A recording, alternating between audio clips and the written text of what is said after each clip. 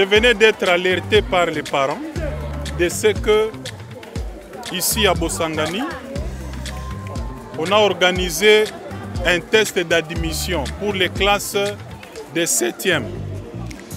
Et ce test a été organisé à l'endroit des élèves de Bosangani qui ont réussi normalement aux examens en 6e et qui ont passé les TENAFEP et qui doivent passer en 7e. Mais curieusement, après ces fameux tests, la majorité des élèves qui ont été formés ici n'ont pas prétendument satisfait. Et c'est plutôt les élèves qui viennent d'ailleurs qui ont curieusement distingué et sont appelés à passer et occuper les classes de 7e. On est passé en revue sur cette question, on a compris que le problème est ailleurs. Pour les élèves qui ont été formés à Bosangani depuis première jusqu'en 6e, ils doivent passer en 7e dans la même école. Les tests ne se justifient pas. Ça c'est de 1. De 2, si on doit organiser les tests, c'est à l'égard des élèves qui n'ont pas suivi le cursus ici à Bosangani. Que Dieu puisse bénir ton travail parce que nous, les parents, on te félicite pour parce qu'on ne savait pas, on allait trouver l'inscription pour nos enfants dans 3 semaines qui restent où? Pourquoi que Dieu vous bénisse. Oh, mais là. Merci ministre na oyo sali pona biso poto sangi na eloko ko sala mais merci ndongo sungi biso umela. Les gardiens de la gratuité, nous vous disons une fois de plus merci, continuez de le faire ainsi et nous allons vous soutenir. Merci beaucoup.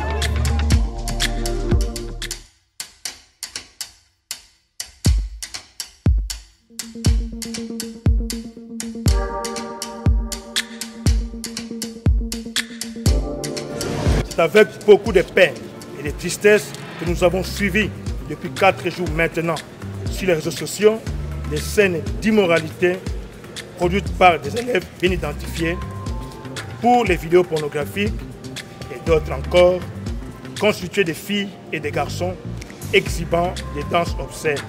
Il s'agit bel et bien des élèves de la 3e des humanités littéraires, ancienne 5e littéraire, voyant que les faits ont touché les sensibilités de toutes les couches de la société et qu'ils ont exposé l'uniforme scolaire ayant les cuissons du collège Saint-Georges, considérant le règlement intérieur de toutes les écoles des frères chrétiennes en son article 42 au point 10 qui stipule détenir les documents immoraux ou se livrer aux actes immoraux entraîne une exclusion définitive de l'école. C'est ainsi que j'ai convoqué de manière urgente le conseil de discipline extraordinaire pour statuer sur ce dossier. Après débat et délibération, nous avons confirmé les articles en excluant définitivement du collège Saint-Georges les élèves 6 identifiés, le procès verbal faisant foi. On devra établir la responsabilité de tout un chacun, que ce soit les parents. Je crois que la justice a plus de pouvoir et plus de marge de manœuvre que nous. Nous allons déposer le dossier en justice et les enquêtes vont se poursuivre pour la prise en charge pénale de ces délinquants mineurs. Et pour les autres, nous continuons à les identifier au niveau de nos écoles et d'ici là, les sanctions seront également prises, ils seront identifiés, ils vous seront présentés.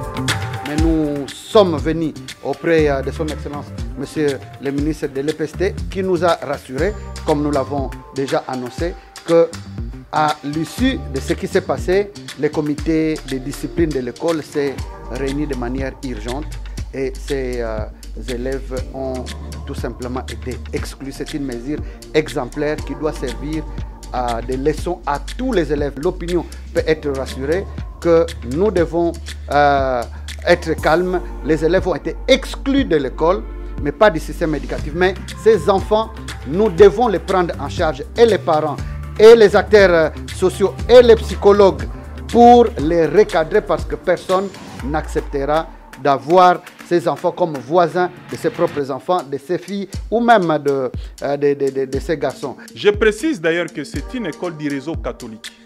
Et ce que les gens n'ont pas compris, et j'ai reçu les éclaircissements du chef d'établissement, avec la foi catholique et les exigences du réseau catholique, les catholiques ne permettront pas que ces élèves soient inscrits dans une autre école catholique sur toute l'étendue du territoire. C'est ça la précision que j'ai eue ce matin.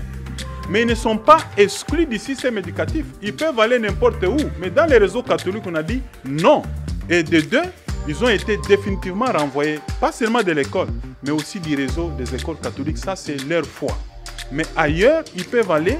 Et les collègues ministres des droits humains, l'EPST a fait son travail et il est limité là, c'est l'exclusion.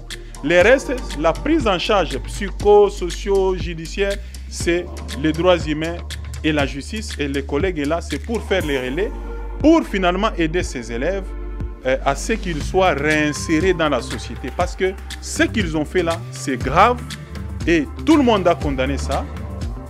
Ils méritent d'être sanctionnés, mais également d'être resocialisés.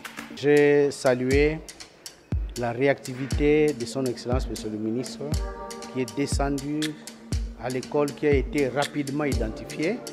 Et vraiment, je salue.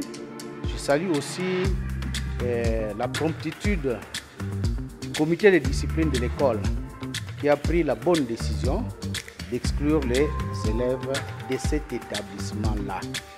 Mais ces enfants ne sont pas exclus du système éducatif, sinon on va en faire des marginaux, et ce qui n'est pas bien. Nous, en tant que parents, on doit les récupérer pour les reformater afin qu'ils cessent avec ces bêtises et qu'ils soient des enfants responsables. Ils sont des enfants qui sont en faute, qu'on doit redresser, mais qui doivent continuer le cursus scolaire. Seulement, ce n'est plus dans cette école. D'ailleurs, c'est malsain qu'ils puissent revenir dans cette école. Et je présume que comme c'est une école catholique, certainement que ces enfants auront du mal à se faire caser dans d'autres écoles catholiques. Donc je pense que c'est ça. Mais ils ne sont pas exclus du système. Oui, moi j'ai eu la chance d'être... Dans mon parcours, j'étais surveillant de l'école, c'est Maman Milou, j'étais directeur de discipline. Quand il y a un cas comme ça, on exclut des élèves de l'école, hein, pas du système. Donc ils sont exclus de l'école et non du système éducatif de notre pays. Voilà. J'ai la confirmation parce que j'ai la lettre de l'école. C'est l'école qui l'exclut et c'est qui est normal. Mais après, on va essayer de voir les parents des enfants, voir aussi la direction de l'école pour discuter avec eux. Parce que c'est aussi la direction de l'école. Parce qu'ici au Congo, nous négligeons des surveillants. Or, c'est des surveillants qui sont le responsable numéro 1 de la discipline des écoles. On recrute des surveillants qui n'ont pas de diplôme, on recrute des surveillants qui sont presque sous-employés. C'est aussi la cause de ces histoires-là. Voilà.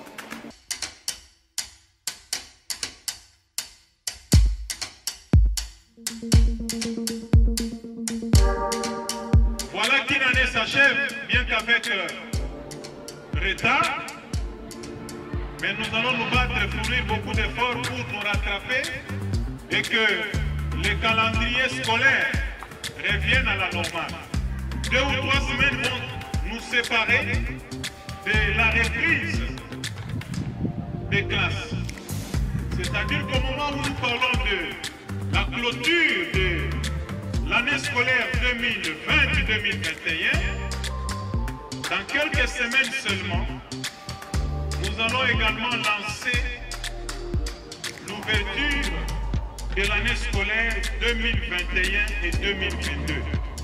Je souhaite que l'année qui va commencer soit pour nous une année pleine d'espoir, au cours de laquelle, avec tous les défis qu'on a relevés ici, que le gouvernement de la République, à travers mon ministère, va s'employer tant bien que mal à trouver des solutions à tous les défis qui s'imposent chez nous, en termes de surpeuplement des classes par exemple, dans la construction de nouvelles écoles, l'équipement de nos écoles en matériel didactique, en bibliothèque, ainsi que d'autres manuels scolaires, sans oublier l'amélioration des conditions socio-professionnelles des enseignants.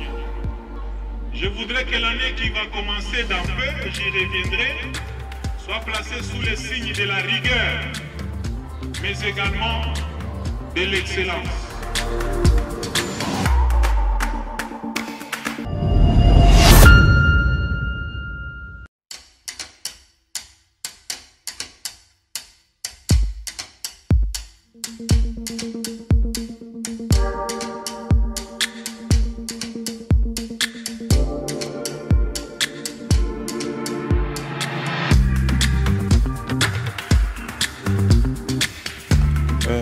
L'apôtre est l'un de la catégorie des hommes de Dieu classiques qui ont conduit les mouvements de réveil spirituel dans notre pays. Et il est resté dans les dogmes de la chrétienté classique sans être associé à quoi que ce soit. Et ça, c'est l'une des valeurs spirituelles qui font défaut aujourd'hui dans nos communautés. Et ceci nous a aidés, pas seulement lui, mais à travers celui qui a été son collaborateur ou son disciple, notre Père, à nous former également dans cet esprit-là et en mettant en avant la rigueur, l'excellence, l'intégrité morale et les valeurs spirituelles dans tout ce que nous entreprenons. C'est comme ça que vous verrez, même dans toutes nos actions que nous faisons aussi, nous mettons Dieu avant tout. Parce que, comme on le dit, tout don parfait ou toute grâce excellente ne peut descendre que d'en haut, chez le Père des Lumières. Je crois que son œuvre sera perpétuée parce que déjà, avant qu'il nous quitte, je crois que tout a été déjà mis en ordre. Et nous allons accompagner le pasteur Moïse dans cette lourde charge qu'il a de paître les brebis et de veiller sur toute la communauté pour que lui aussi, comme l'a fait l'apôtre, qu'il arrive également jusqu'au terminus de sa charge. Et nous l'accompagnerons dans cette tâche.